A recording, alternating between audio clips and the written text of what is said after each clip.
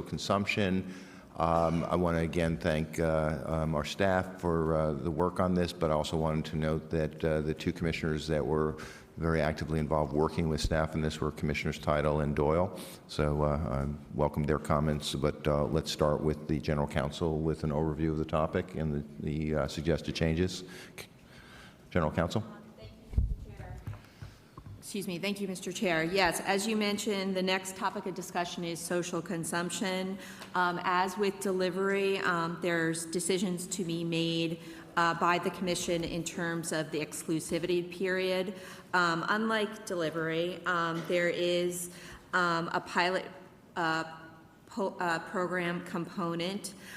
There's also decisions to be made as to the available license types, which may include brick and mortar or event licenses, and then specific issues as they pertain to operations, including both consumer access issues and operational issues regarding safety and security.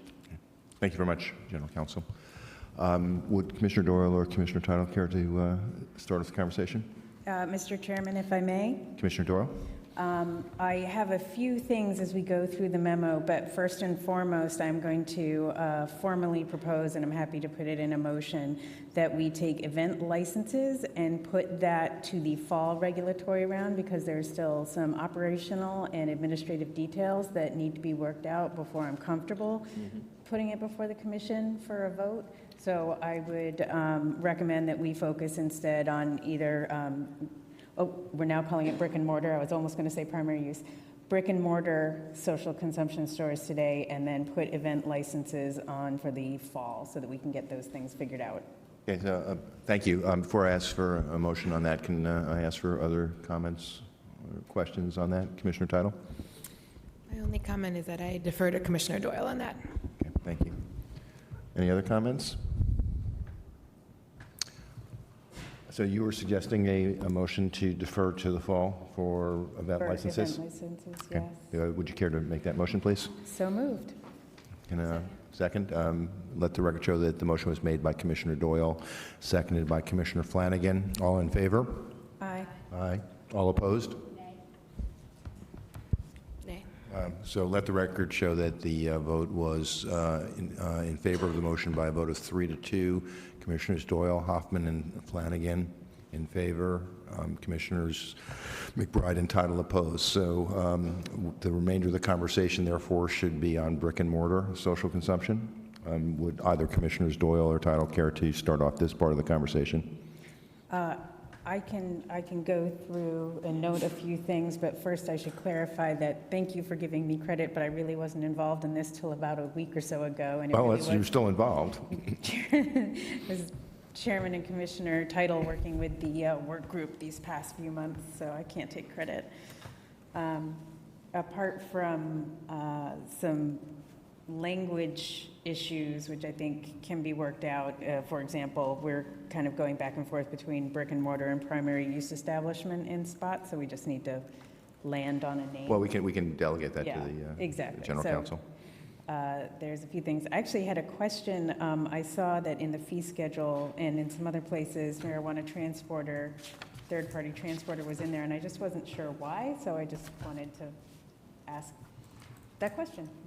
General Counsel, do you have I think I would defer to the licensing and enforcement on that. I think they wanted some context, but I will defer to them on that. My understanding is, perhaps it was just included as part of that table and fees. I don't believe there's any third-party transporter component to social consumption that would be relevant. That's my understanding as well. Okay. Thank you for that clarification. Okay. Commissioner Doyle? Yep, sorry, just scrolling. Are you frozen again? Nope. And then if it's sort of language changes you'd prefer I not bring it up now? Yeah, That's unless you think they're substantive, I prefer that you no. just send a memo to our General Counsel. Yep, no, already flagged the issues for them. One thing that, and again, it is more along the nature of language, but I just want to make a few clarifications that I can work with staff on how the pre-certification and provisional license application work with our existing Right. application structure. So I just want to make sure that is done clearly so that applicants are aware of how they should apply. Okay, can I just ask, actually, our enforcement staff, are you comfortable with this change in our licensing process that it can be executed? Or are there questions that you have with respect to clarity of intention? Paul? Chairman, in reference to the scheme overall, Yes. absolutely. I mean, whatever, policy determination that the commission makes, enforcement and staff, is prepared to effectuate that. Okay, thank you. I'm sorry, I interrupted Commissioner Doyle. No, that's quite all right.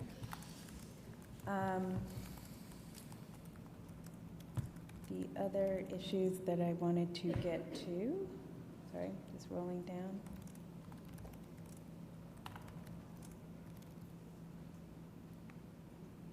Again, more minor things in terms of making sure the organization of interaction with municipalities is done in a streamlined way. In this current draft, there are a number of single-page certifications that we ask for from municipalities that I think we could consolidate into one thing, because I think having multiple communications from the Cannabis Control Commission could be confusing for municipalities and create sort of needless hiccups for the applicant. So if maybe we could consolidate the single-page certification for the host community agreement and for the noise, odor, and compliance with smoking laws together into Okay. one. Commissioner Tuttle, do you have any issue with that? No. Okay, thank you. Or, I'm sorry, anybody else have an issue with the suggestion of Commissioner Doyle? Okay, thanks. Keep going. And then I had a question with regard to the provisional license application process, and in some places it seemed like we were asking for the same Right. information that we had already asked in the pre-certification application. And my understanding is that the intent is essentially to make this an easier process for applicants. I'm a little concerned that if we don't clarify something to the extent that if your circumstances have not changed from the pre-certification application, you don't need to reiterate it all over again. And so if we could make that more clear so that we can streamline this process.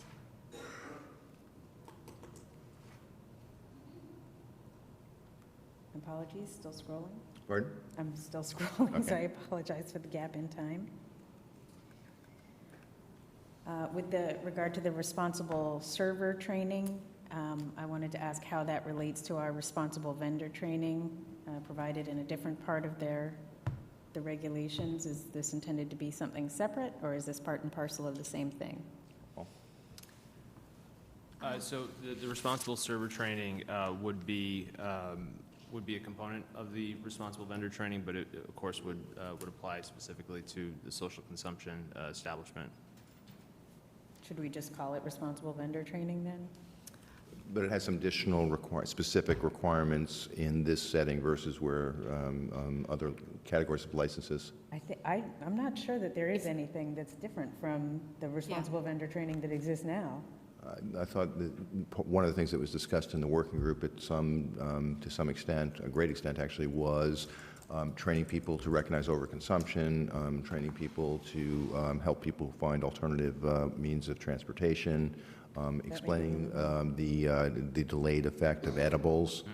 So that's why I thought that there were, it was certainly part of the responsible vendor training, but there were some very specific additions that were uniquely relevant to social consumption. Is that accurate, Paul, in your perspective? Absolutely. So that criteria and those components would be part of what the responsible server training would entail. And do we define responsible server training anywhere? Yes. I just want to go back and look at it. Oop, sorry.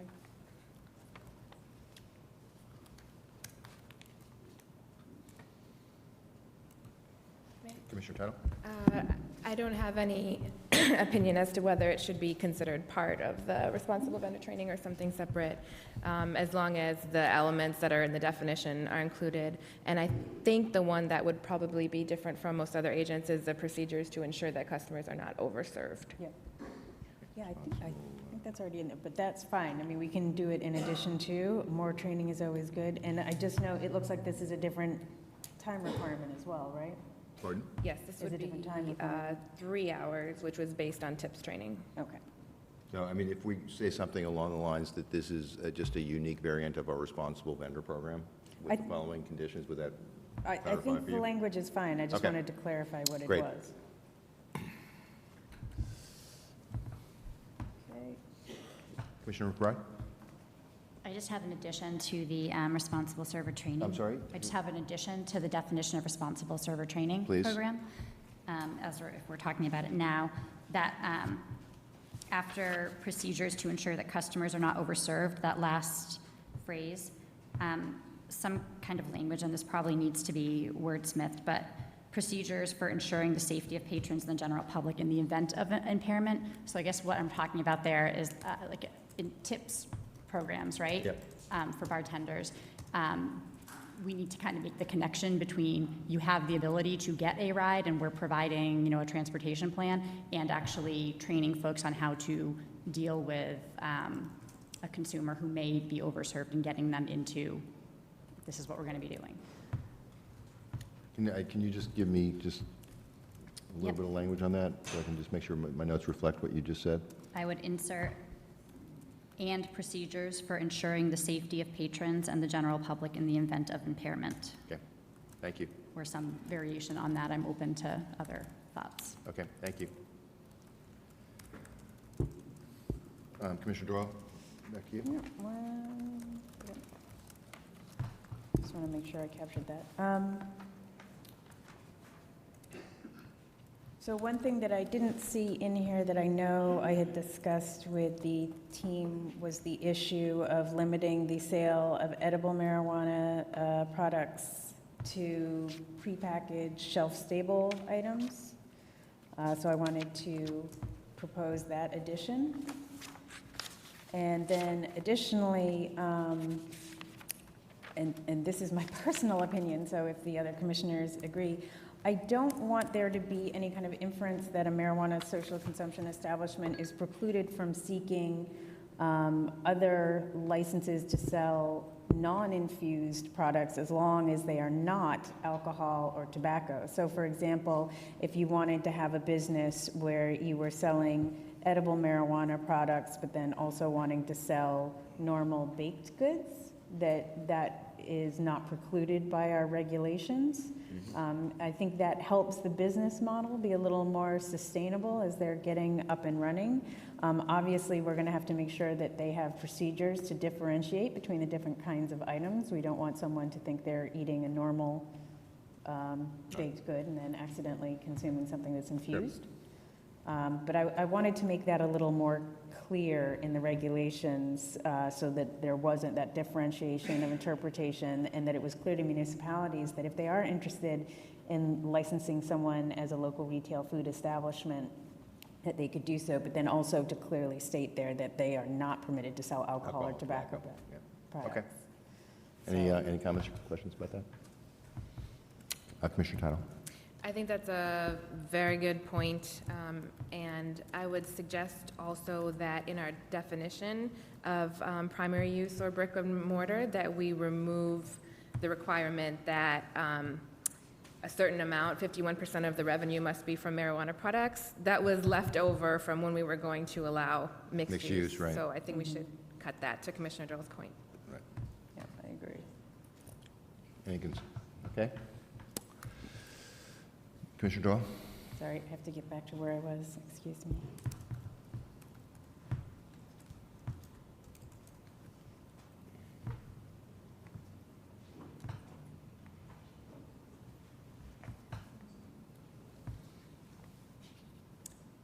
I had a question with regard to the limit under consumption areas, which is subsection 6. And on my computer, it says it's page 23, the bottom of page 23. and it's entitled Consumption Areas, and it talks about the separation of designated sales and consumption areas. Right. This may be something that, in a practical matter, is not a distinction that needs to be made, but I don't know that if everybody wants to have vaporized products as part of their lineup. I don't know if anyone's planning to do an edible-only operation, but the way we read now, it doesn't really matter. In terms of the requirement for separation between sale and consumption? Right, and So so you're I don't suggesting know that- if go we ahead, should I'm sorry. provide an exception. So your suggestion is that if vaping products are not being sold and consumed, that there's no requirement that you separate the consumption from the sales? Correct, Okay. because I think the underlying goal of that is to ensure that the employees don't have secondhand. No, I Yeah. understand. Any comments on that? Okay.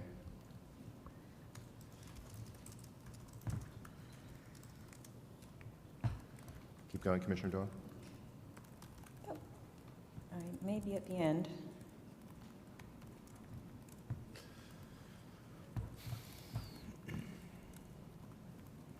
And I believe I am, because I think everything else was related to another topic.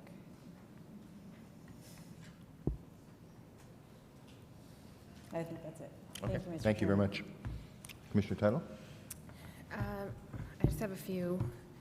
I think that the shelf-stable line was addressed under inventory. A marijuana event licensee may only acquire marijuana products that are shelf-stable. Mhm. Oh, it was under events, so we would need to, Right, yes, convert so, it. Okay.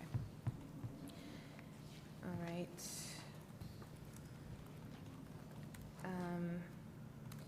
Under exclusivity, I would like to propose the same change that we made under delivery, that the businesses must be controlled by economic Yep. empowerment or social equity program participants. And by the way, I understand that there are several social equity program participants in the audience, so I just want to welcome them, thank them for being here. Shall I move on? Yes, please. Thank you. Okay. Under provisional license application, I'm reading the changes between the working group's draft and this draft as giving more discretion to the staff in creating that, which I support. The one question that I had was, it currently reads, an applicant may submit a provisional license application upon completing the pre-certification process. Originally, the proposal was that they would have 12 months to do so. And so I wasn't sure if that was an intentional change or not. It wasn't intentional. Okay, So then you're I would suggesting- suggest changing upon to within 12 months of. Being approved. An applicant may submit, and this is under provisional license application, an applicant may submit a provisional license application within 12 months of completing the pre-certification process. Is that okay? Commissioner Doyle? Can I mention something while we're on this? And this does fall into the area of language, but I think it might be clearer if we say upon receiving notice of pre-certification in compliance with the citation, because that gives you a clear point at which the action occurs, whereas completion for pre-certification process can be a little fuzzy. I just want to let Okay, people I think know that- this is that I point. think that's helpful. Thank you. Keep going. Commissioner Can Title? we assume that if we send notice that they've received it, unless we hear otherwise, in terms of determining when receiving notice took place? Yep. So, I'm sorry. So, okay, so an applicant may submit a provisional license application within 12 months of receiving notice of pre-certification. So I just want to make sure that we're able to determine when they receive notice. Yeah, well, we can do the Return thing under the receipt. statute where it's determined to be 3 days later. Yes, Yeah. that's it, thank you. Okay, Okay, let's keep going. okay.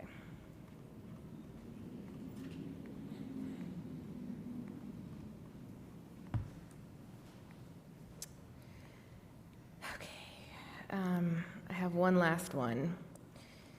Bear with me. So this has to do with the consumer information card regarding edibles. So I'll explain what the original idea was, and then how it changed and why I would like to stick with the original idea. So one of the questions that's raised by social consumption is how do we ensure that when consumers are purchasing and consuming edibles that they are informed on what may be unexpected or not necessarily intuitive effects of impairment under edibles, namely that they should start low, go slow, and wait 2 hours particularly if they are new to edibles. So our working group came up with the idea of an information card specifically for if you were buying edibles. And the idea was, in accordance with the principles of public health around warning labels, that this would be simplified, that this would be clear, and that you would only get this if you were purchasing an edible. And perhaps it would even have as good public safety, public service announcements have, or public awareness campaigns have, some kind of information about edibles specifically that might go wrong, that's memorable, that's going to change your consumer habits. And then that card would be given to you when you purchase an edible, and you would verbally acknowledge receiving this card and understanding the information on it. However, this was somewhere in the course of the regulations drafting, I'm not sure where, changed to applying to all products that would be purchased under social consumption. And that the card would now be informing customers about the impairment effects of all consumption methods. And the concern there is the assumption that more is always better does not apply here, because I think if you're doing this in every single transaction, it negates the purpose of a warning that's simple and clear and should be taken seriously, and instead it slows down the transactions, it's repetitive, it's rote, and people are going to ignore it because there's too much information on this card, and if you're buying an edible, you're not going to read the whole entire thing. And the whole purpose of a warning for edibles was the idea for this card. So I would like for it to be the original suggestion, which is only applying to edibles. Can I ask for comments or thoughts on that from other commissioners? Commissioner Doyle? Sure. I think you're right. We want to be conscious of design and making sure this does not become too cluttered, because we've had a lot of conversation about labels and making sure that things are clear.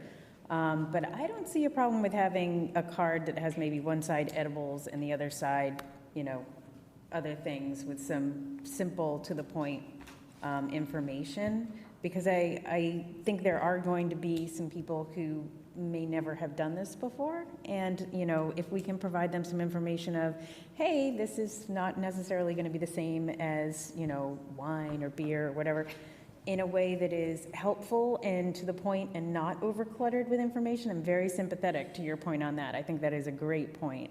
I don't see the harm in providing edibles and then, assuming the rest is vape, that on the other side, and, having some control over the design such that they, we either do a uniform design that comes from us, or that, we have some elements that we want to see as part of their application process, maybe in the provisional license, because I think if, we don't want to put too many burdensome costs up front. But that's just my thought on that. Commissioner McBride? If I could just add to Commissioner Doyle's point, the other side of the card might be an appropriate place for impaired driving awareness messaging, and that might be something that we require as the other component of it, to be included with all purchases. Commissioner Flanagan? I agree that we should have some kind of consumer education. I think that, there's still a lack of personal education going on, and so we need to do whatever we can. The design process gets cumbersome, so whatever we can come up with. Thank you. Commissioner Title, are you comfortable with what's being proposed here? Well, I'm hearing two different things, and I kind of agree with both of them, but I really want to support Commissioner McBride's idea. I think having impaired driving information is smart. Okay. Great. Do we have other comments? I am of the opinion, at least up to this point, and I'm going to let other comments, just give me a sec, that up to this point what we've got are things that require clarification, but really don't represent policy changes. But I'll go through them before we take a vote, but keep going. I had a question, and it might be better posed to licensing and enforcement. I'm not sure. So looking at the pre-certification application, one of the pieces that is required is the management and operations profile, which has a list, pretty detailed list of required summaries, which is consistent with our current application. But it says in D, pre-certification determination, the commission shall not determine whether an application or any component packet is deemed complete.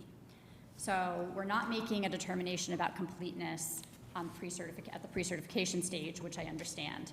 But then if we go to the actual application, the provisional license application, we have a section where there's a management and operations profile requirement, and there's a list, again, of things in there, none of which are the summaries that are part of the pre-certification determination. So my question is, when are we determining if the summaries that have been presented by the social consumption license applicant are sufficient and complete if it's not at the pre-certification stage and we don't require it at the provisional license stage? Mr. Chairman, if I may. Commissioner Doyle? I had actually had a similar question in my head and had proposed to the team some language just to clarify that issue, because I agree, and it is essentially, it's more moving things around and clarifying that until the commission determines that both component parts of the application process, pre-certification and provisional license, are complete, the application is not deemed complete for the purposes of the statutory requirement in terms of the 90 days, et cetera. Okay. So, Thank you. Great. Commissioner McBride, anything else?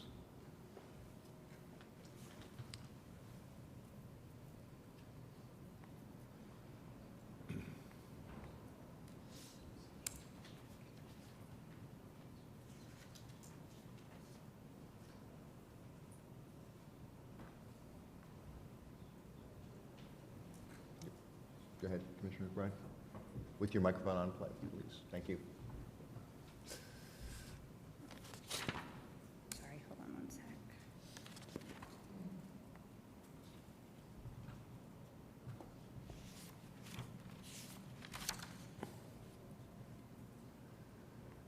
So I guess this is there's a requirement of incident reporting in Part 8. Yes, go ahead.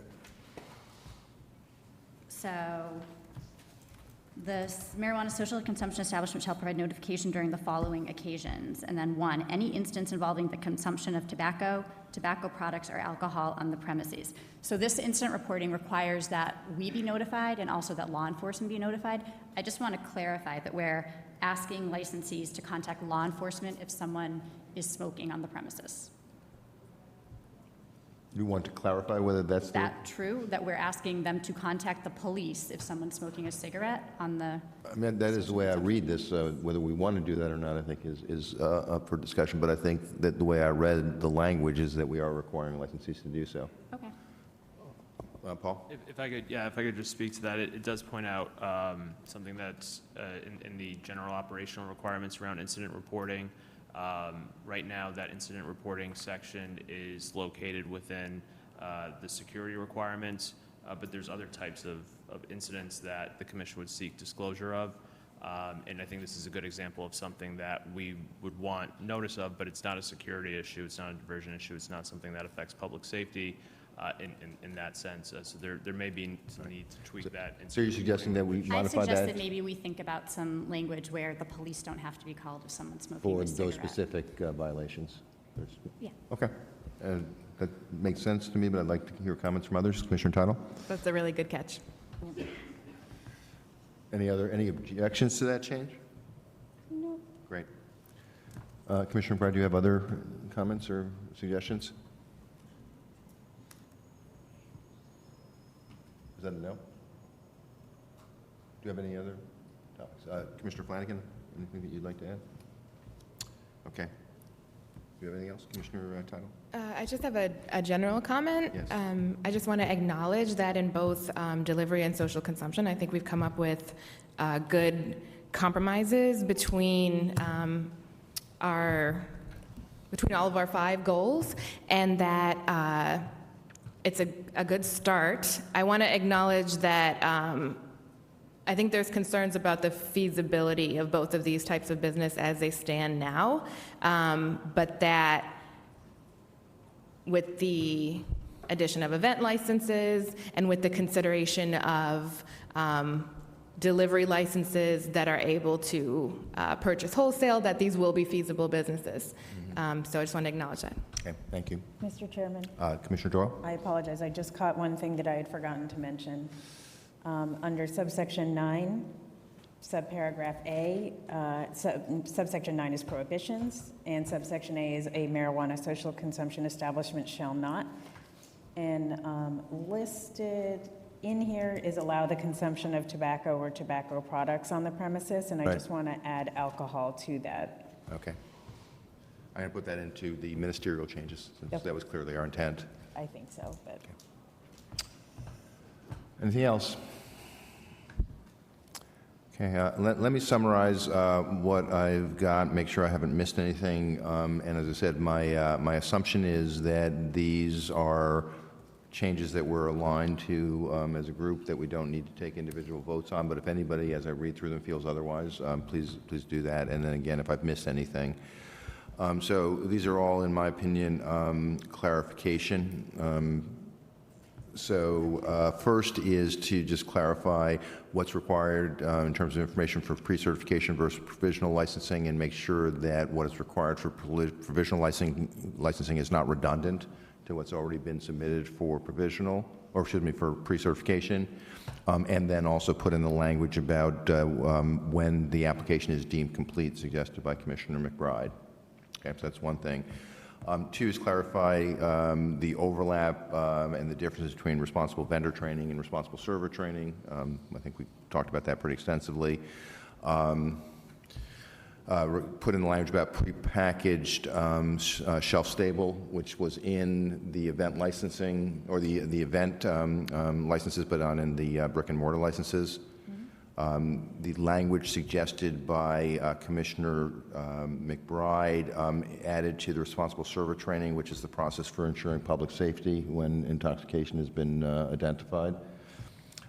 Yes, go ahead. If I may offer a clarification on that. That point, yes, go There ahead. is a requirement under the management and operations profile to have procedures to assist consumers who may, I think it's need assistance with transportation. So could we copy over that language to the training? I think my bigger concern is it's the actual human interaction of getting a person who is potentially has been overserved and impaired, kind of dealing with that individual and getting them into how is the server going to kind of effectuate that. And I think that's, I believe that it's something that is covered in tips. Yeah, I think that's right. So I just think that it's a fairly detailed, nuanced piece, but I do think it's a relevant piece. Okay. I agree. I just want to find that section and make sure that it's the same thing that we're talking about and that it's covered.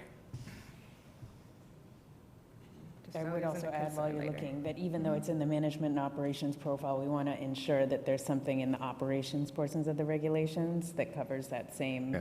topic. Agreed. Okay, So- so we would be adding it in 2 places. Yep. Okay, procedural and operational plans, making a diligent effort to assist customers who may be impaired in finding means of transportation. Such requirements must be tailored to the regions in which the establishment is located. I think, Commissioner McBride, you would add something about keeping the public safe as well Wait, in the training? it was personal and professional. Pardon? It was in the definition of responsible server, Yes. the definition of responsible server training. So we're Yep. good? So the language that I suggested was, sorry. And this is imperfect language, so people should feel free to tweak it. So in the definition of responsible server training, adding "and procedures for ensuring the safety of patrons and the general public in the event of impairment." Okay. I'm going to suggest, by the way, when we're done with this, that proposed language go to our general counsel for people that have raised the issues. I think that'll just facilitate the process pretty significantly, particularly given the very short time frame we're giving her to turn this around. You're welcome. Thank you. Okay, can we move on? Yes. Explicitly mentioning that it is allowable to sell other products in a social consumption establishment other than alcohol and tobacco, and then removing the requirement that 51% of the revenue come from marijuana products. Remove the requirement for separation of sales and consumption areas if no vaping is allowed. Yeah, essentially providing an exception to that Yep. requirement. Yeah. Make sure we have the same language for exclusivity as we do in the delivery section. Clarifying the language about being able to apply within 12 months of receiving notification of certification. With some help from our marketing people, put a non-cluttered, two-sided piece of notification together. One side would talk about edibles. This is already in the suggested regulations. The other side would include language about other consumer educational issues for all kinds of consumption, but particularly emphasizing the very strong requirement not to drive under the influence. Commissioner Flanagan? Mr. Chairman, one question is, in terms of the consumer education piece, is it going to be scientifically based as was required for our public awareness campaigns? I see no reason why not. We'll make that explicit clarification. Commissioner McBride? I mean, I would suggest that we might want to come up with the language, or I would throw that out there for people to think about whether it makes sense for us to come up with the language that should be on. I think let's put that into the requirements, absolutely. I was referring to our marketing and communications group as helping us with the non-cluttered part of the requirement. Commissioner Title. At the risk of over-prescribing, I think the driving information should actually be on the same side as the edibles. Okay. I think what we'll do is we'll figure out some subset of the commission that can work on this with staff without violating open meeting laws, and then come back and approve it as a commission. The last thing I have is for violations of either tobacco consumption or alcohol consumption in a social consumption establishment. There is no need to notify law enforcement. Bless you. Mr. Chairman, Commissioner can Flanagan. I go back to the consumer education piece Sure. for 1 second? Absolutely. Is this in your budget? My budget, as opposed to our budget? I don't know the difference between my budget and your budget. I thought they were one It's and the the same. budget question you ask every time we hire someone. Correct. The question is, I'm just wondering I how will. much I'm money going we to actually had to defer. come I'm up going to with defer this. to our executive director on that. I can confidently say this is not something that has been budgeted for, Right. especially for fiscal year '20. And as you may recall, our public awareness campaign is currently the subject of a conference committee. Right. So it's difficult to say that it is budgeted for when this would be a new requirement that was not previously known to us. I am confident. If you disagree, please let me know, but I'm confident we'll figure out a way to I don't view this as a gigantic expenditure. And, you know, I'm confident we will find a way to do it within our budget. But I can say that easily because I'm not the one that has to deliver on that, which is why I'm asking your thoughts on that, Mr. Executive Director. I will attempt to turn your confidence into some sort of realistic approach and solution to this. Thank you very much. Did I miss anything? Does anything rise up to the level where you think we need to take a separate vote? At least in my mind, they really are in the category of clarification, but if anybody would like to have a separate vote. The other reason I don't know that we need a separate vote on any of these line items is I didn't think there was any misalignment, but go ahead, Commissioner McBride. I'd suggest that we take a vote on the modifications that were proposed and then take a vote on the overall. Okay, that's fine. So take one vote on all the modifications? I'm fine with that. Can I have a motion then to, yes, Commissioner, General Counsel? I just included in that, Mr. Chair, is just the delegation of authority to the general counsel to work with the various commissioners on specific language. Yeah, we'll do that as part of the overall vote, but that's fine. So then, Commissioner McBride, would you mind making a motion on the modifications? Move that we, I don't know what it should be. Move that the commission adopt the policy memo as modified.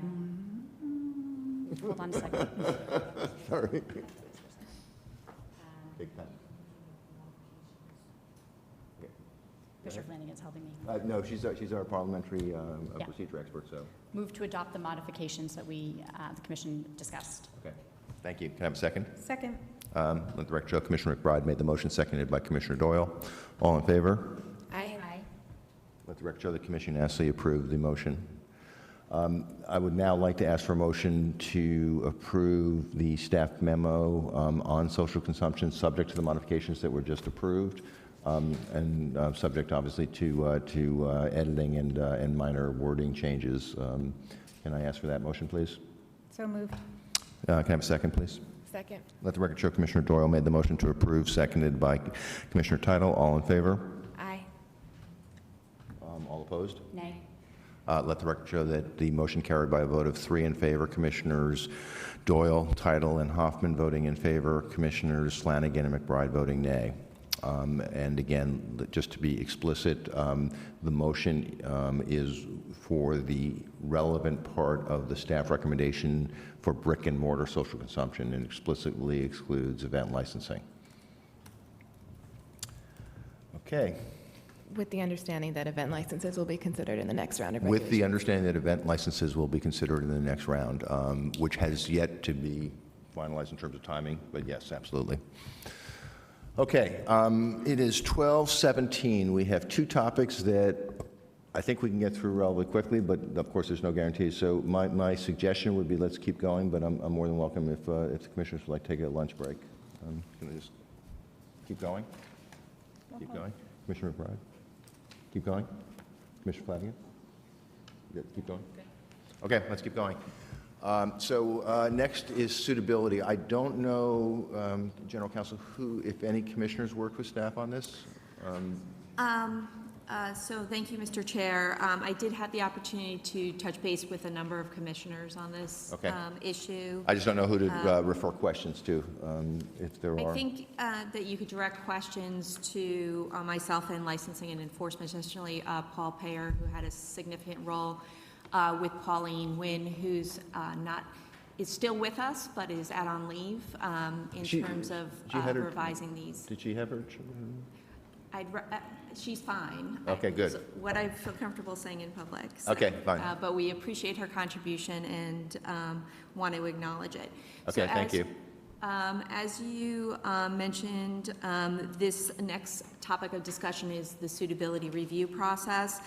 Since the commission promulgated regulations way back in early 2018, the staff, legal and licensing enforcement work cooperatively together to develop a suitability review process, including the formation of a suitability review committee, which has functioned successfully to date. This effort, in terms of the memo and the language presented in the memo, is just to clarify for the commission and for the members of the public exactly what the suitability review process is, as currently being executed. Among those clarifications was to specify basically the kinds of determinations that the Suitability Review Committee, Licensing Enforcement are making, including negative suitability determinations. I would emphasize that a big change here is that if the commission approves this language, it will apply not only to the adult use program, but also for the medical use program, so that there's uniformity across both programs. To date, the medical use program has been performing suitability reviews, but with a slightly different process. So we'd like to bring it all under one roof. I will let licensing enforcement speak to this, but one recommendation that is also marks a notable change is that if an individual goes through the suitability review process as a licensed applicant, they wouldn't have to be reviewed again under the agent tables. The rationale for that is that we feel as though there is a comprehensive process in place and there's no need to redo it. It's a waste of time and resources for us, and I think the industry will hopefully appreciate that we're trying to streamline that process a bit. So again, I would welcome any questions, and Paul would welcome questions as well as to the changes. Thank you. Are there questions or comments?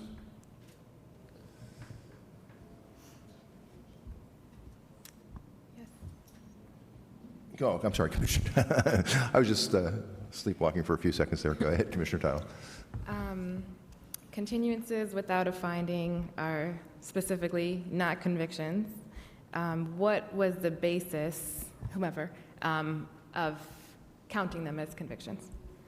Commissioner, I'm glad you brought up that issue. That was some language that had been under revision, and I know that there's been some discussion among staff with that, and there is a clarification on that. I don't want to jump ahead on a policy point, but I just want to recognize that the language as written is not necessarily reflective of a recommendation from staff.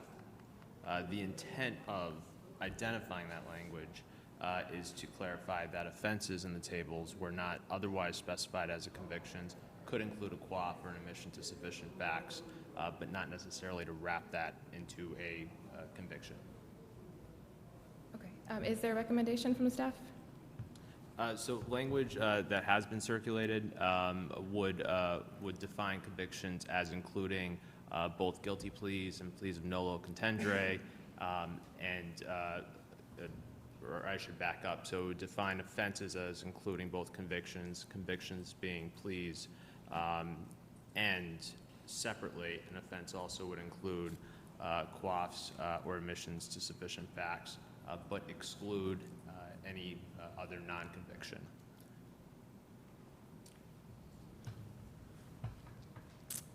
Do we have other questions or comments? Commissioner Tennell? I'm inclined to move to remove including quaffs as a conviction, unless they're otherwise specified, but I want to invite discussion on that first. Okay. Can I have some comments on that, please?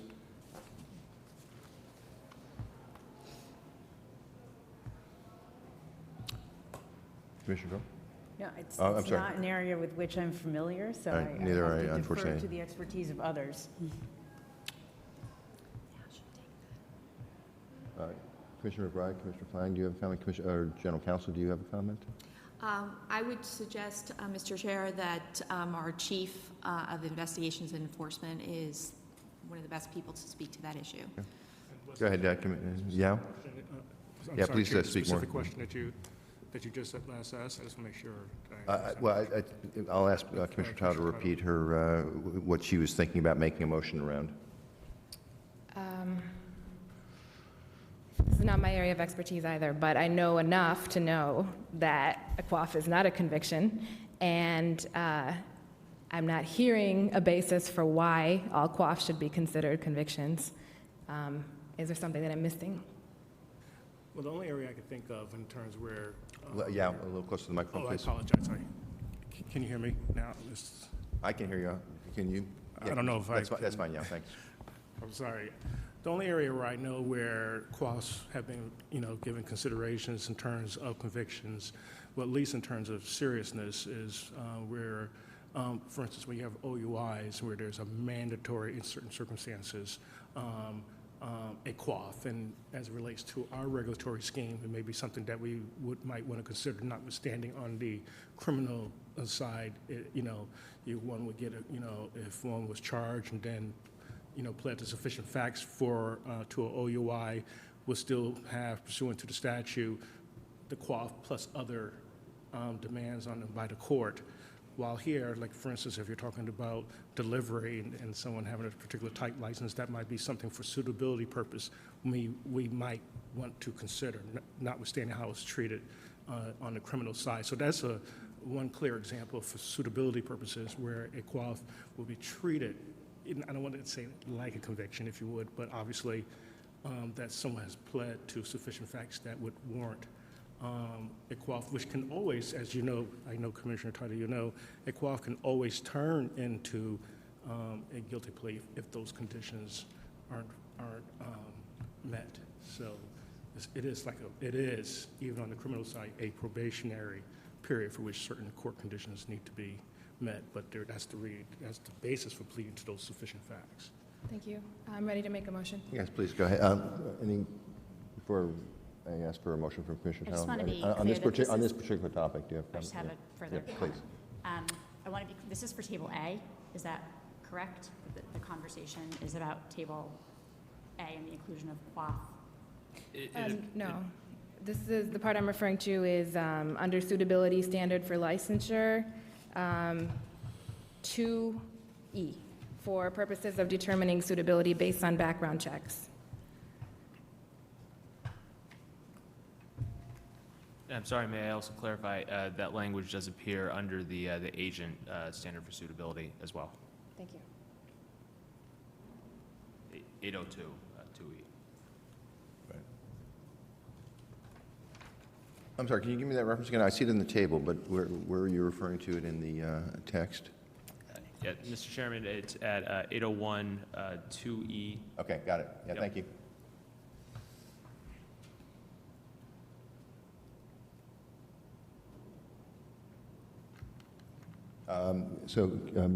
Commissioner Tuttle was asked to make a motion. Do you have any comment or suggestions before that I entertain that motion? Commissioner McBride? No. Okay, then Commissioner Tuttle, would you please make your motion? Motion to remove from 500.801 2E, continuances without a finding.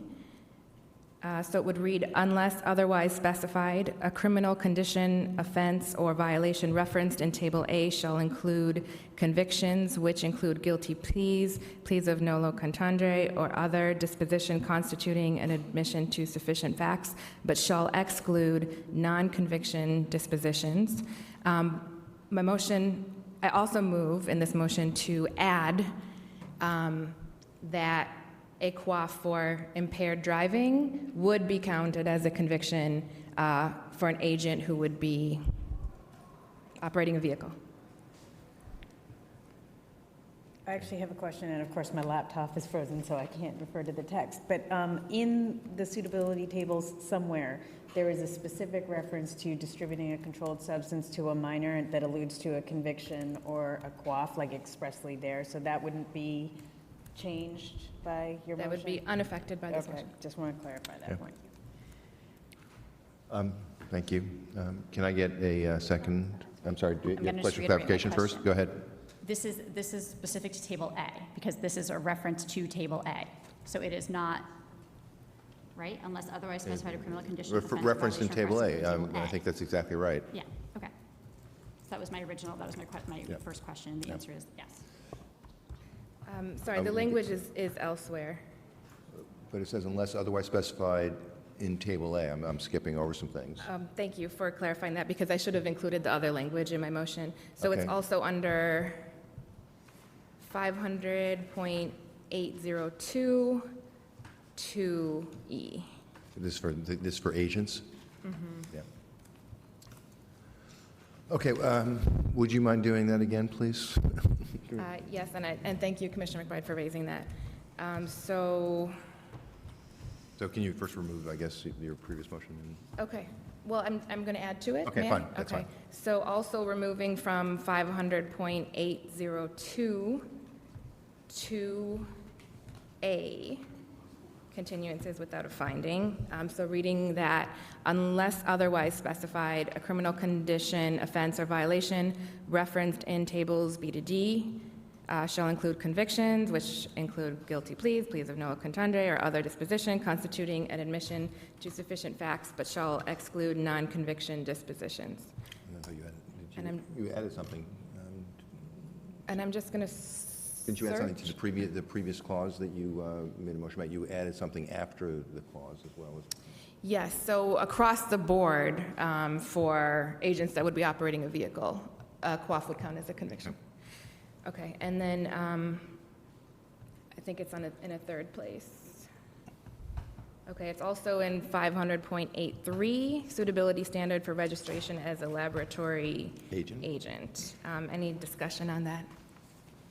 Am I allowed to have a discussion? I don't know. I think, can we go forward with the motion then? Okay, I just wanted to make sure no one had specific concerns about a lab agent versus someone else. Okay. All right, then, Yeah, sure, no problem.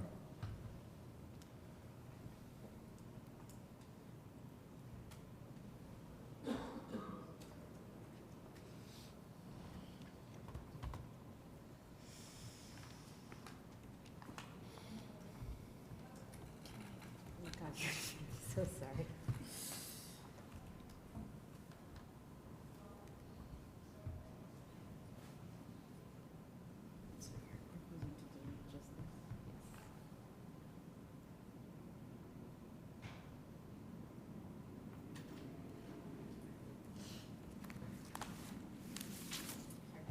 Okay, great.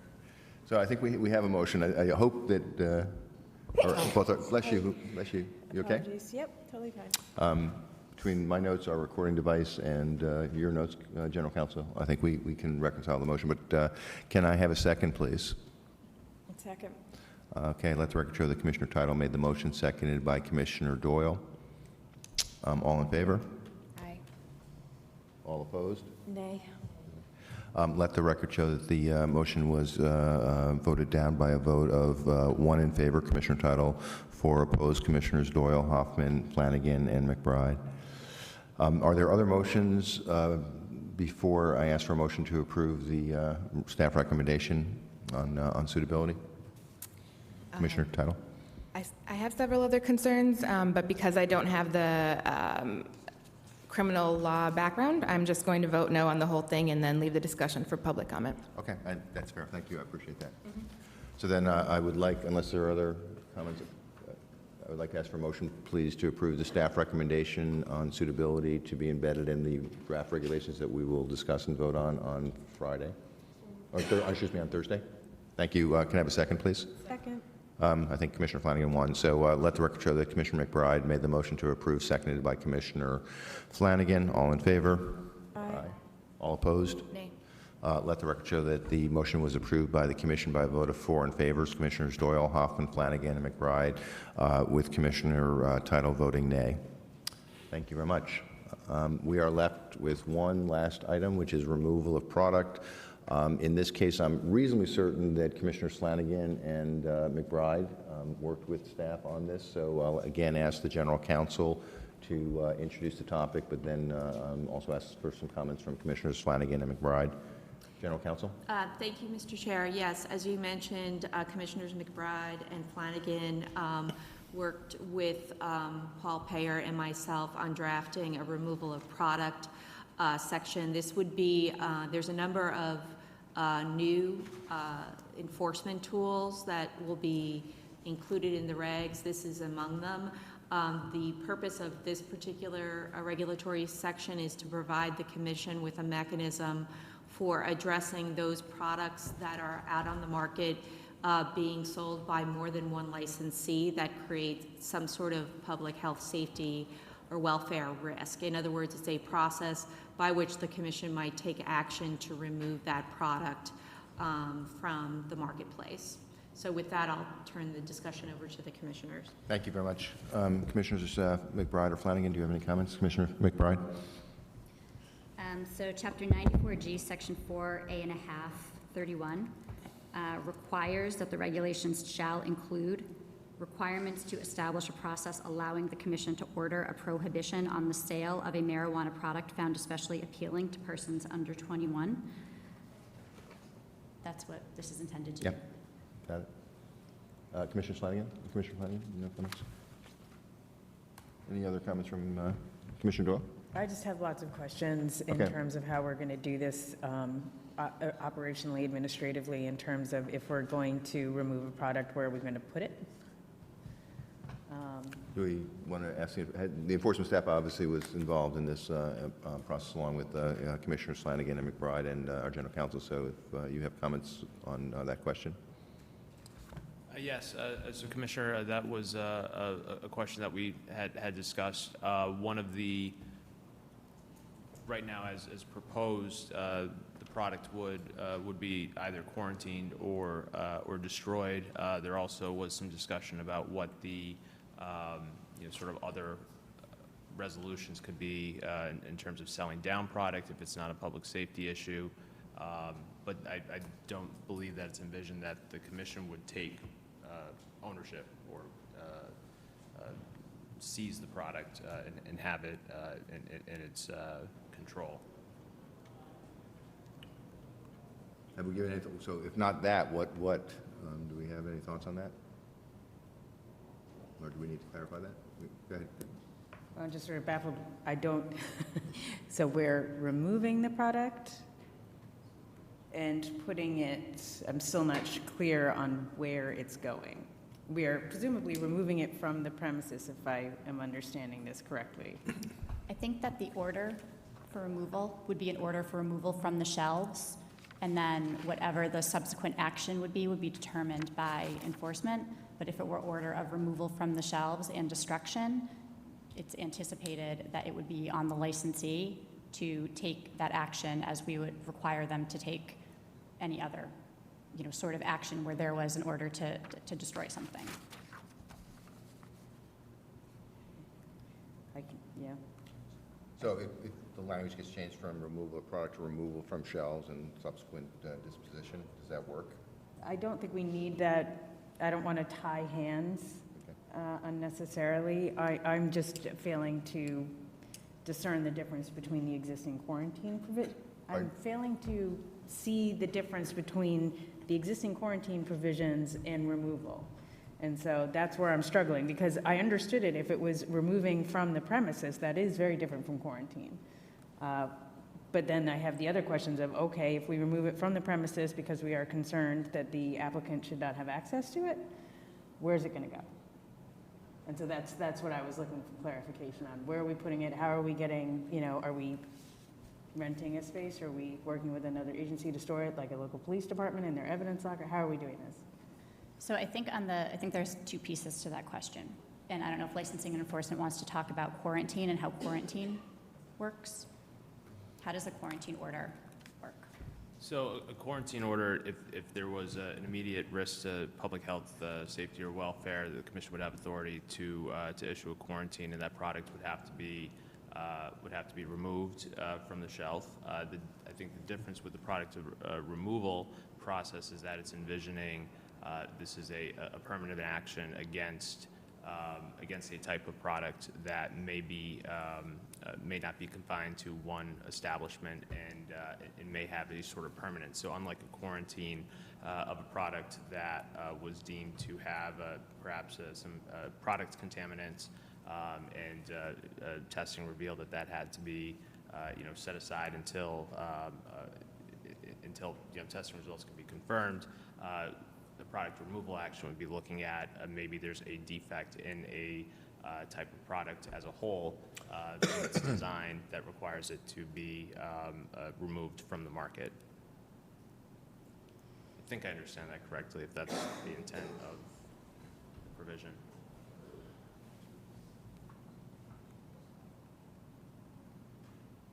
Okay. Keep going, Commissioner Doyle. So I guess to clarify that, if we were in a hypothetical situation where we were ordering one licensee to destroy something, we could do that, correct? Correct. How would we do that, and what would the effect of that? How would the licensee carry that out? I believe we've maybe had a situation where there has been a destruction on our order of something. How does that happen? Can you walk us through that process? Correct. So in the context of, I guess I would want to separate out pesticide-related violations from other issues. But if we had a basis due to contaminated testing results to quarantine product, the resolution of that action would require a disposition that brings the licensee in compliance, which would ultimately involve destruction of the product in accordance with the Commission's waste regulations in that sort of circumstance. So is there an analogy here where if there were a removal of product from the shelves, we identified a category of product in an extreme situation where after a series of orders and presumably the industry being put on notice that the Commission has concerns about this type of product because we've had ER admissions of children, where this has been prevalent. So there's been this walk up to now there's a grave concern about it.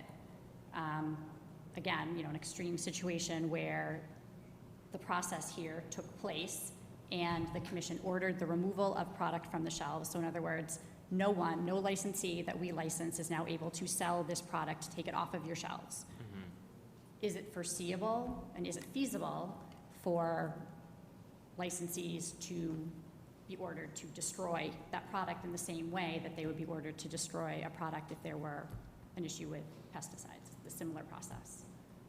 I think that's what we're getting to here, right? Whether we take custody of the product as a Commission and we have custody and need to figure out what are we doing with that and where are we housing that product, or whether we order the destruction and then the impetus is on the licensee to take the action. Why would this be any different than what we do for an individual enforcement? I mean, why would we want to take custody? Right. I would really need to be convinced that that's the right solution, that And we I think take custody of the product. I think that is my viewpoint on it as well, that it would be an order that would be incumbent upon the licensee to take the directive action. And there are already procedures in our regulations for disposition and destruction of products. So I guess I don't really see that this would be any different, other than it would apply to multiple licensees rather than one. Am I missing anything in the logic here? No, I mean, that's enforcement's understanding that it would, removal product would pertain more to that sort of, market-wide. Right. Market-wide But the only issue. difference is it would apply therefore to multiple licensees rather than one licensee. But the procedure that each of those multiple licensees would follow would be the same as if we were dealing with one licensee at a time. Is that correct? Am I missing something? Am I missing something, Commissioner Doyle? No. I was going to ask what I hope is a clarifying question.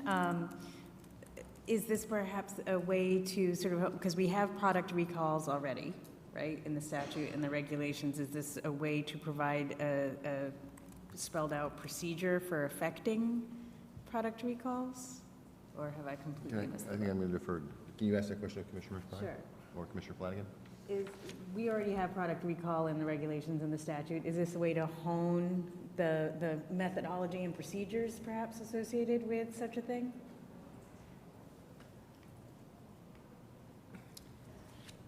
So I think that, this is viewed slightly, I think it's a further step than a product recall. This is an identification after what I would view as probably a series of actions that have been taken by enforcement that we've had one incident, two incidents, we've had at a certain point, a critical mass of issues where, and presumably this would be something that would be in the media, they'd be reporting on it, that we would be probably talking about at public meetings. There would be an identification, maybe even in licensing processes, right, that there's a particular product that is raising concern for us. And this is this is purely a proactive approach to trying to address this down the line. Is it foreseeable that there could, at some date in the future, be an incident or be a series of incidents where we want to address this by saying we're no longer comfortable with this type of product being on the market because it's tipped the balance in and is a problem for those under 21, right? It's appealing to those under 21, or there's a risk associated with it that we have identified and that we've established in a record over a period of time. This would be a process for us to provide notice to individuals that would be marketing this product, perhaps helped by the database that we're building of products that are on the market, and go through the process of having the deliberation at the commission level in conjunction with our licensing and enforcement staff to identify what is the issue and what is the appropriate step. Is the appropriate step, after findings of credible evidence, that as a state we're no longer comfortable with this being on the market? And if that is the case, then taking action to actually say, in Massachusetts, you're not going to sell this product anymore. Or, using an example from past other types of industry, right? There are particular types of products that Massachusetts, through the ABCC, correct me if I'm wrong on that, but has taken action to say that product is no longer okay to be sold in Massachusetts because it's too attractive and it's we feel like it's posing a risk. And so in that it's a similar sort of context.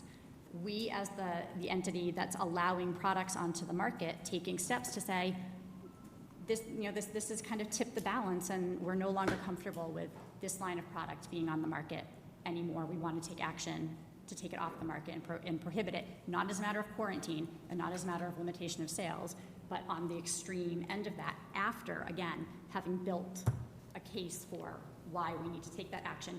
And then it would come to a vote and we would take a vote on it, right? I mean, if we're comfortable with it or if we're not. And I would view this as being rare.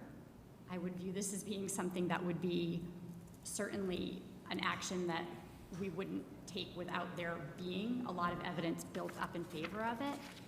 But I think that if we have an opportunity now, opening up the regulations to address it, and if we're starting to identify that,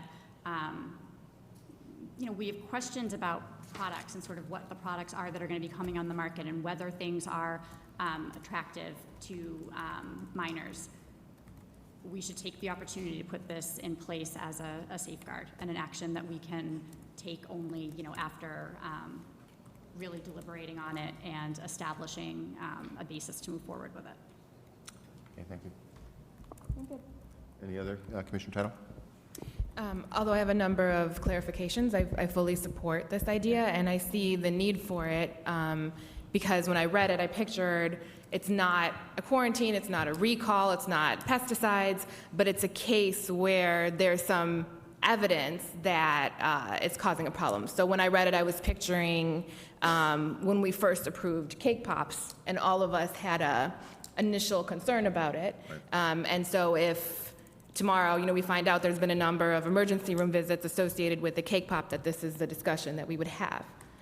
And I think also, if we use this process, there's always going to be a concern, is this something that's used so commonly or that's so necessary for groups of people that there may be a black market, an illicit market need for it. But that's something that we'll have to decide each time. So I support the process, but I do have a number of clarifications when it's appropriate. If you go through them, great, thank you. And if I could just... yes, Commissioner Flanagan? One comment is, from my perspective, and certainly I have a concern about the public health of our communities and the diversion to children and to minors. I think this is something that I hope we would never have to use, that people would be responsible enough to understand that the products that they're making are not that appealing to children. But if we needed something sort of in our back pocket to say, okay, we're going to protect people by using this, then we at least have it, and the process is in place. I think the precedent that has happened in other industries of removal of product for their attraction to minors that it wasn't intended for gives us the leeway to do this the way that we're doing it. And I think that also, given the size of this body, there's 5 of us, or there will always be 5 people on this body, that it's small enough that you'll be able to have that in-depth discussion on whether or not something should actually be removed and prevented from being sold in Massachusetts. But I take a look at the other states who have one, delayed implementation of edibles, or two, limited the types of edibles that could be made. You know, we've given people more slack to make what they want to make, but this is going to give us the tools that we need to make sure that we can rein that in if we need to. Great, okay. Thank you. Go ahead, Commissioner Cowan. Okay. And I agree with Commissioner Flanagan. Hopefully none of us will even see this happen, but I do think that as the years go by, this is more likely, and we need to have a process in place that's scientific based. So on that note, on page 2, after receiving a recommendation from enforcement staff, what the process would be, A is refer the matter to a hearing officer. I just wanted to clarify by adding with the expertise to evaluate scientific evidence. Okay. Any comments on that? Okay, keep going. Okay, and B, I'm instead sorry, of, Sorry, I have a Commissioner comment. apologize. So I think, I mean, yes, ideally, we would find a hearing officer that would have the scientific background to be able to evaluate. I'm not sure, though, and I'm get a little bit concerned about having that in there as a requirement. I think that definitely we need to make sure that there is the collection of evidence, that there's collection of fact to base the decision on.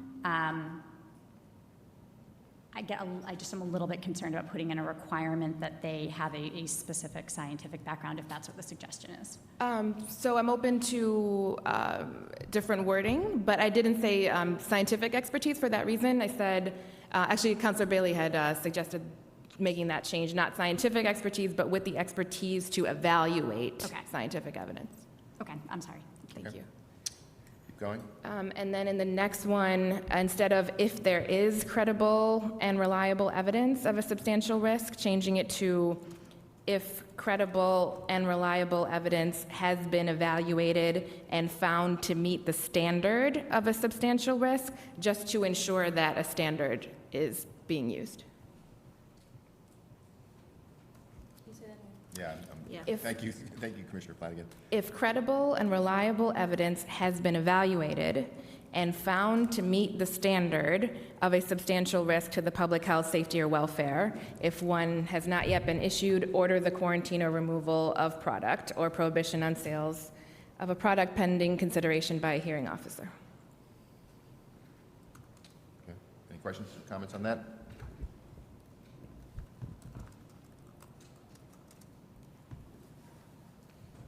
I have a question. Go ahead. Do we anticipate putting together some guidelines for what that standard would be, so our enforcement staff has some guidelines? Because I think that's what's envisioned here, is this is something that is done by the enforcement staff pending consideration by a hearing officer, unless I'm misreading this.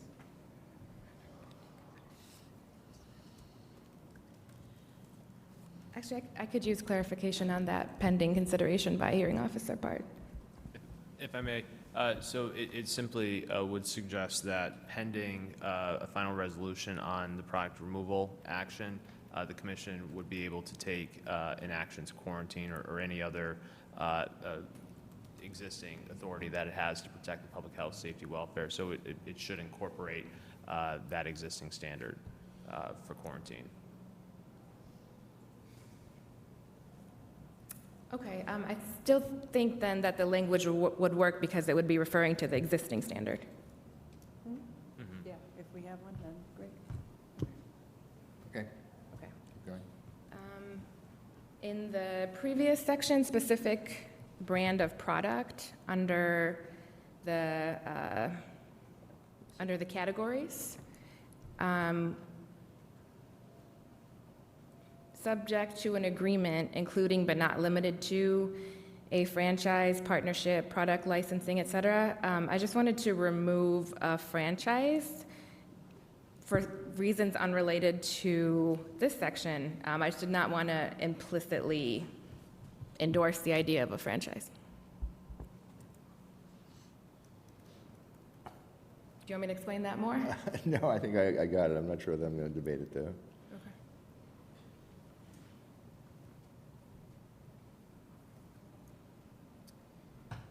Okay, shall I move on? On this, there are comments on that? Okay, keep going, Okay. please. The last one is under that same section, under category of product type. I think I am misreading it, so I will pose the question to whoever feels comfortable. So, to specific product type, that seems to describe what I was thinking of. If there's a cake pop or certain type of gummy or a certain type of flavored vape, something that is especially appealing to children, makes sense as specific product type. But the way that category of product type is described makes no sense to me. Marijuana seeds, marijuana clones, that is the plant that we're regulating, so I can't see us deciding that the seeds of the plant are going to be removed. I think you're making a very valid, at least I agree with that point. Can you clarify, please, Paul? Absolutely. So there was some discussion about, really the category product type and specific product type. I think that's, could be combined into one, if that makes more Yeah, sense, but- and then defined by guidance what those types are. But I think listing it out this way could be confusing. Okay, so I want to make sure that we're not being presumptive. If there's a reason behind having both category and product types separate, I'd like to understand it. I appreciate your suggestion you'd be comfortable, if I'm hearing you correctly, comfortable removing one, which is category and product types, and just leaving 2 specific product types and 3 specific random products, but taking out that first section called category of product types. I think that's what Commissioner Title was suggesting. I certainly support that, but I want to make sure you guys are comfortable with that. Right. Presumptively. Yeah, I mean, the category product type being, edibles, and then the sort of specific product type being cake pop, that's sort of. But we're not going to take getting action at. against edibles. Right. So it's not something that, Or all edibles. I mean, at least that's, one of the sort of questions about clarity. I don't know if there's.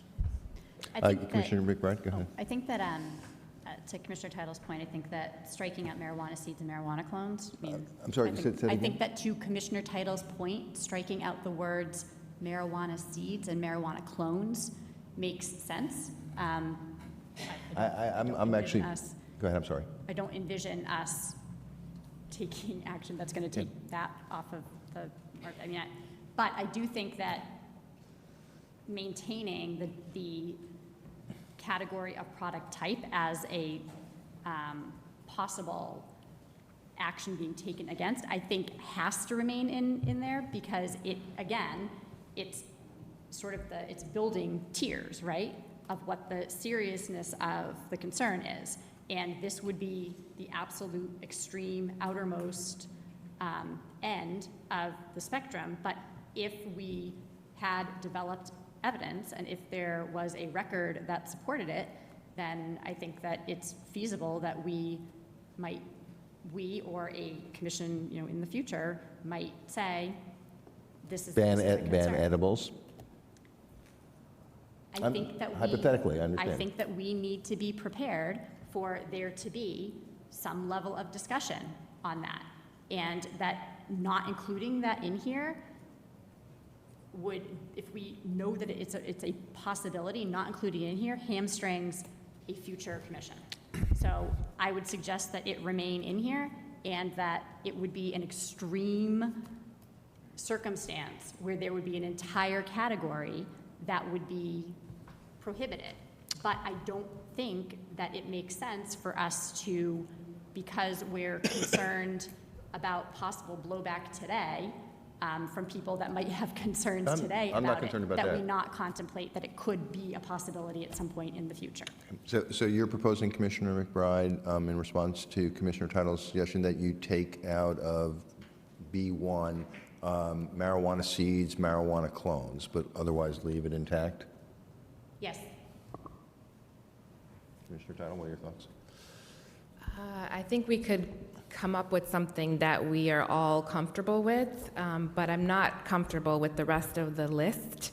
I would either want to take out the examples altogether or come up with some new examples, because these categories are just too broad. And I'm very uncomfortable with the idea of giving future commissions the explicit authority to ban all edibles or beverages or tinctures or oils. Commissioner Flanagan? Mr. Chairman, I can understand the concern that Commissioner Title has, but I think even in the category of edibles, given the number of subcategories we can have or types of products that we can have, having the overall product type does not inhibit this process at all. I think that, again, if you think about when this would be used, it's going to have to be after a series of infractions with investigations or enforcement, that we would come in and say, okay, product X under category edible is something that we need to remove, or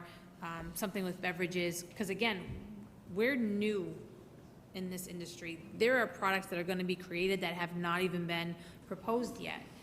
And while we're so many years behind other states, the one thing that I've heard from other public health officials in other states is, be careful with what you let on the shelves.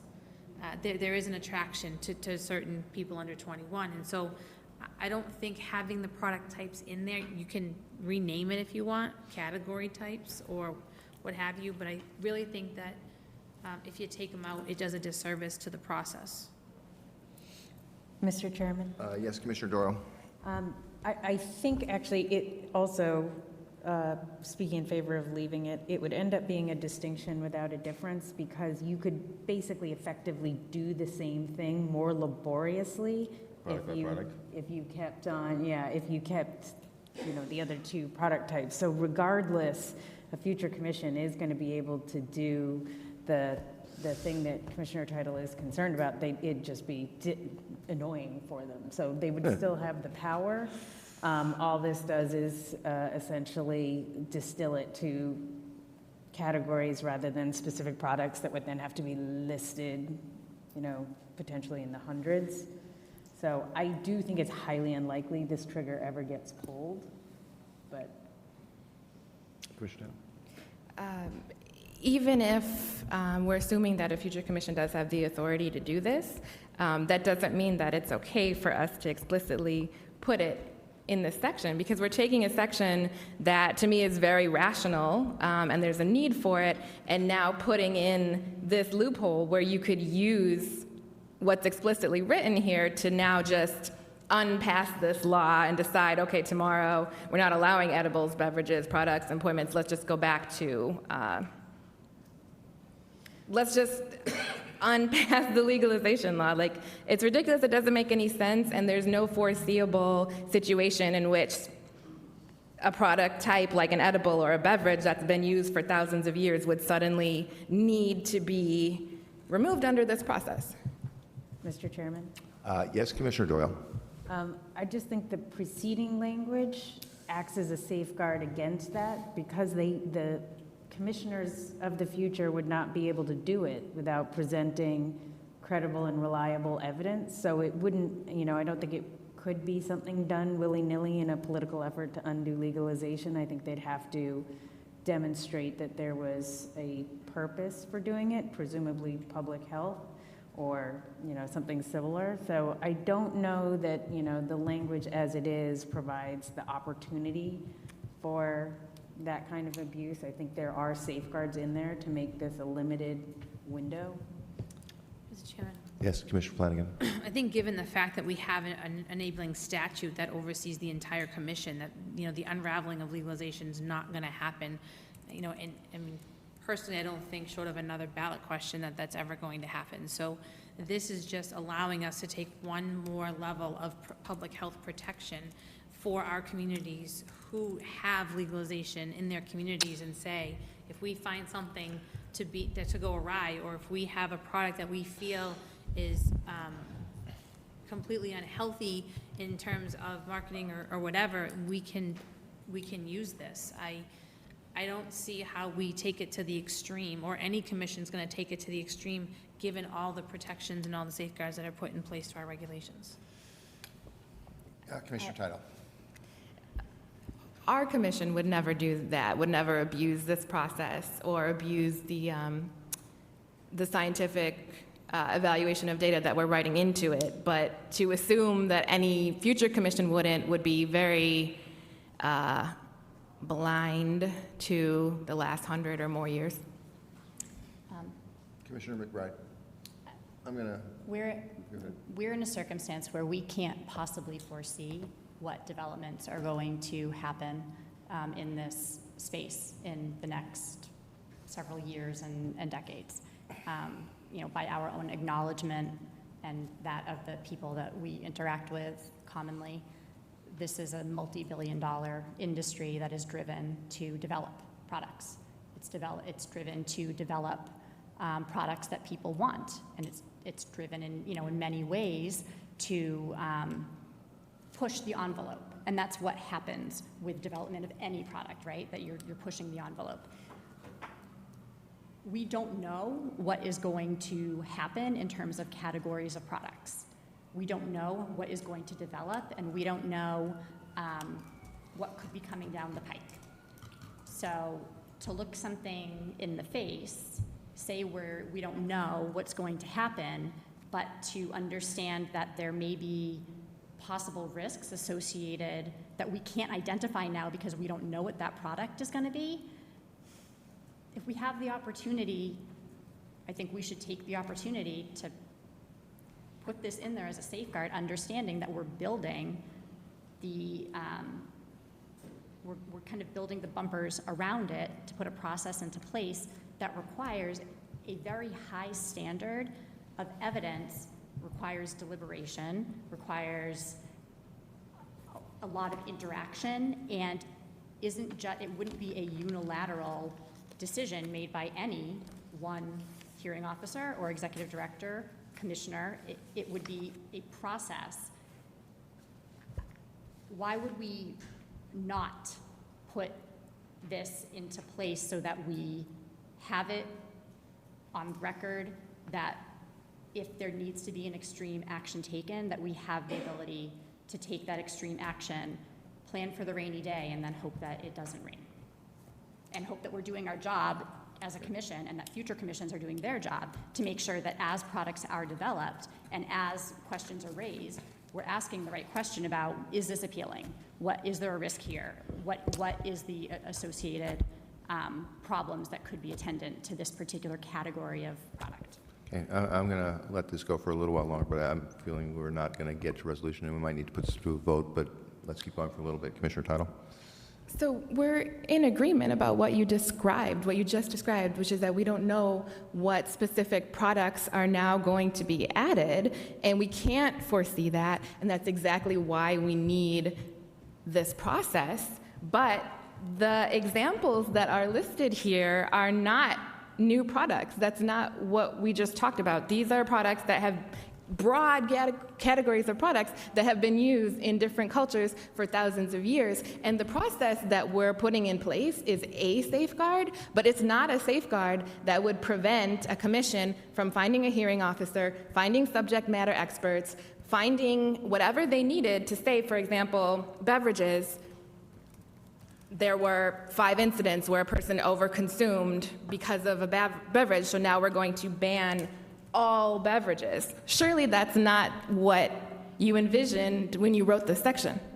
Go ahead, Commissioner Flanagan. Quite frankly, the oaths that we took to become commissioners on the Cannabis Control Commission lead to the fact that we are going to do our due diligence and we are going to do our job not only to regulate legalization of cannabis in Massachusetts, but also to protect the public health and public safety.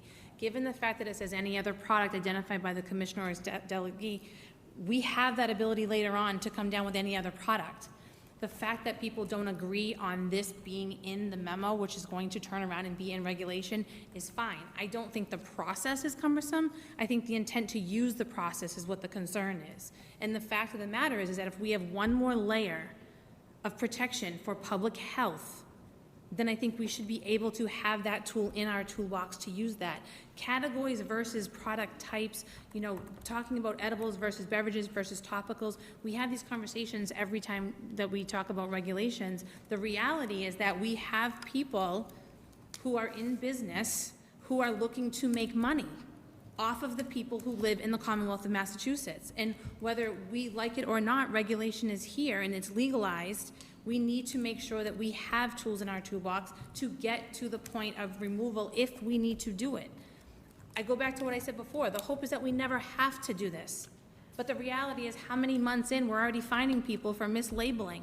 Well, you don't know what comes next. We don't have that ability to foresee, so this gives us an opportunity to use it if we absolutely need it, using the process of having multiple engagements with enforcement, having multiple meetings here in the public where it's vetted. I don't think that, I can understand where someone would think that they're gonna go to great lengths to find a hearing officer who's gonna say something, or find a commissioner who's going to say something. That's a long process, and the fact is that we're already staffing up. These people are already gonna be here, and we're the ones hiring them. So given the fact that we have been very diligent in what we've done since day one, we've come from 5 cubicles and 5 people not being able to work beyond the open meeting law. I really think that this is a protection that shouldn't be shamed. I think it's something that's good for our communities, and I think it's good to protect our families and our children. Okay, I believe that we're not going to resolve this. I think we're talking past one another or making points over and over again. So I'm going to give everybody, please don't interrupt. I'm going to give everybody one more chance, make comment, then I'm going to ask for a motion. So Commissioner Title. Can I just have one example of when it would be appropriate to use this process on all marijuana edibles or all beverages? Just one example. I was asking for a comment, not a question, but question's fine. Does anybody want to respond to Commissioner Title's question? Enforcement staff, do you have any response to Commissioner Title's question?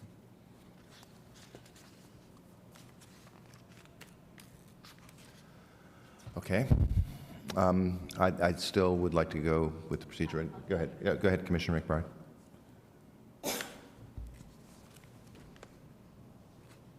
Flavored vape cartridges. Pardon? Flavored vape cartridges. A topic that has been, right, it's something that we are talking about in the context of e-cigarettes and tobaccos, flavored vape cartridges. There are, moves to take those in particular municipalities to try to remove them from the shelves. Flavored vape cartridges. Okay. So I would like to allow for one additional comment from any commissioners interested. Commissioner Doyle, do you have anything at this point before I ask for a motion? Pardon? I'm all set. You're all set, Commissioner Flanagan? Anything before? Commissioner McBride? Do you have any last comments before I ask for a motion? Yeah, I don't think we're going to get to closure on this in terms of getting to alignment. It's certainly always my objective to get unanimous consent and agreement on things, but the fact is we're 5 diverse people all trying to do exactly the right thing, but just different ideas sometimes about what's the best way to get there. So I don't question any motives here, but I don't think we're getting to alignment. I will say the one thing that I want to put on the table is I have trust in the future commission. I mean, I think we've set something up that is sustainable. Clearly, we're not the ones appointing our successors. The governor, attorney general, and treasurer are doing that, but I have confidence in them, and I have confidence in the process, and I have confidence in the institution that we've created.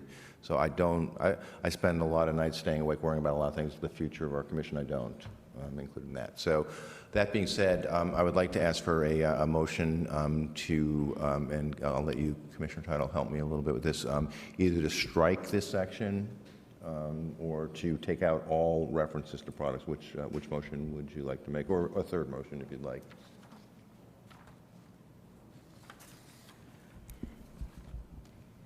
Or you want to take a short break? No.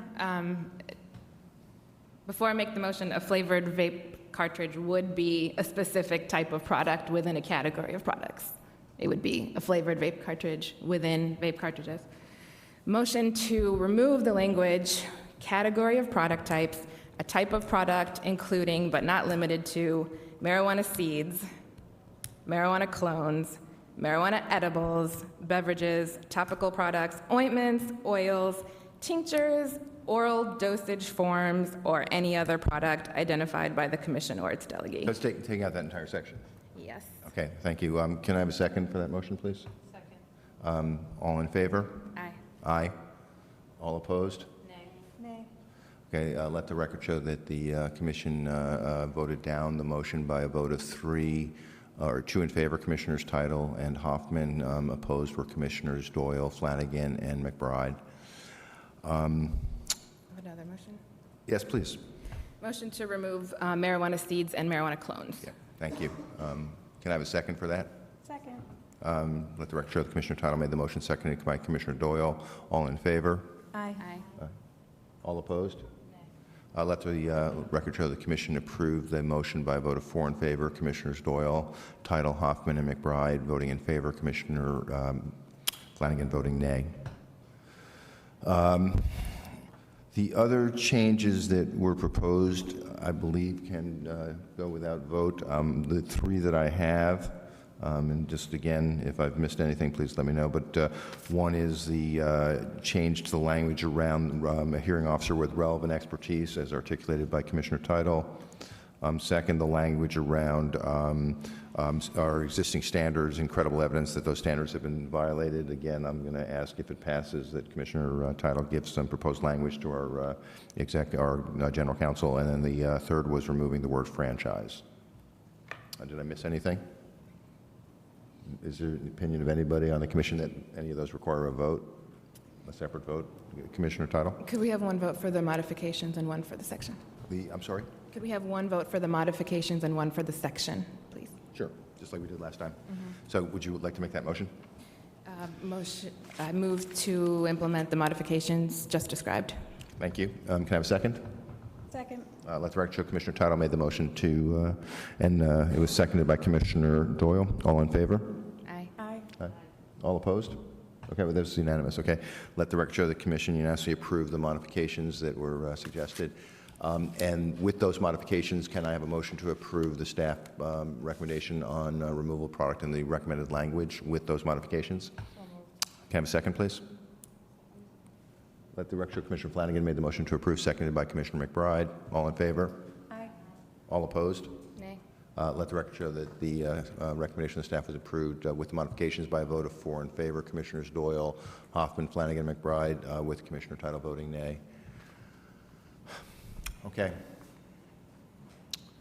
Our next meeting is now going to be on Friday, or Thursday, excuse me. There is no meeting tomorrow. I don't have a slide here, which I wish I did, but can someone give me the information, please, on where and when the meeting is on Thursday? So I can communicate that to the public. It'll be confirmed on our website. I believe it's 10 a.m. at the State House in room B1. Okay, thank you, but it will be confirmed on our website. So there is no meeting tomorrow. This is Thursday at 10 a.m. There being no further business before the commission, may I ask for a motion to adjourn? So can I ask a clarifying question? Sure. about the Excuse me, agenda? before we entertain that motion, go ahead, Commissioner Tuttle. Thank you. I just want to confirm, if we have comments on the draft that were not addressed in these sections, Thursday would be the time Yes, to raise yeah. it? Okay, thank you. Yeah, I'm really hopeful, yes, that's exactly right. That'll be the process on Thursday. I'm really hopeful that most of the comments will be ministerial, but whatever has to get closed before we can vote and approve on them. That's what Thursday's all about. Thank you. Okay. So can I again ask for a motion to adjourn? So moved. Can I have a second? Let the record show Commissioner Flanagan made the motion to adjourn, seconded by Commissioner McBride. All in favor? Aye. Aye. We are adjourned as of 1:18 p.m. Thank you very much.